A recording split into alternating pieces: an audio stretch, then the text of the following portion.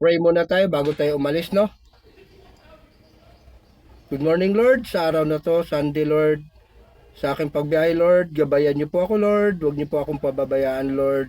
Ilayo niyo po ako sa mga elemento, mga disgrasya, Lord. Lalo-lalo na, Lord, sa mga pamilya ko, Lord.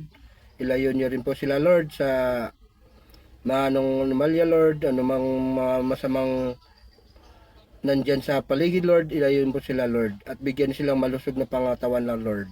Hindi lang sa akin, Lord, lalo na sa mga kasama ko sa trabaho, Lord. Gabayan niyo din po sila at bigyan niyo sila ng malusog na pangatawan, Lord.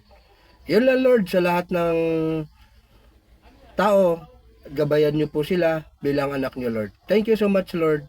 God bless po. Okay. Hello! Good morning, good morning. Happy Monday dyan, mga ka-driver natin dyan. Mga ka-idol, mga kapap, happy Monday. December 1 na tayo. Ilang days na lang matatapos na ang 2025. Dadaan na ang Pasko at New Year. Ay nako, sana next year 2026 maganda ng taon natin, no? Sana lahat ng tao sa buong mundo hindi na maghihirap, no? Kaya lang, nagmagulo yung Pilipinas natin, lalo na sa mga naging anomalya ng ano natin ngayon, gobyerno natin, mga anomalya nila. Kaya katakot-takot na rally yung mga nagiging mapapanood natin. So yun lang mga kapap. Sana hindi traffic yung ano natin, yung pupuntahan natin, yung madadaanan natin, sana hindi traffic, no? Ayos pa naman, hindi pa naman matraffic, mga kapapap, mga ka-idol. Ayan, no? Hindi pa siya matraffic.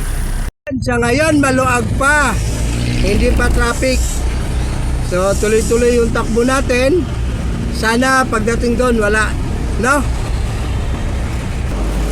Ayos, maliwalas, hindi gaanong traffic. Okay to, ayos ang biyahe natin, mga kapap, mga ka-idol.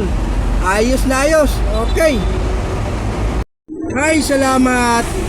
Nakarating din tayo sa location natin dito, yan, subdivision na to. So pasok na tayo.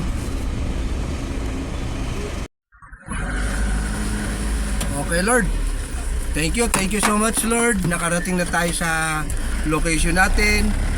Salamat sa paggabay mo sa akin at nakarating ako dito sa location na aking pinaroonan at matiwasay ang aking pagdating. Thank you, Lord. Salamat. God bless.